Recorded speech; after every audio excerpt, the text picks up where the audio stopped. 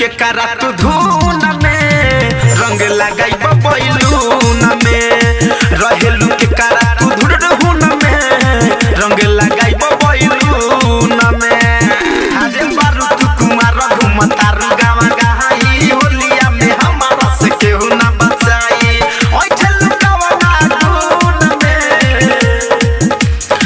रहेलू के करा तू धून में रंग लगाई बैलून में रहेलू के करा तू धून में रंग लगाई बैलून में।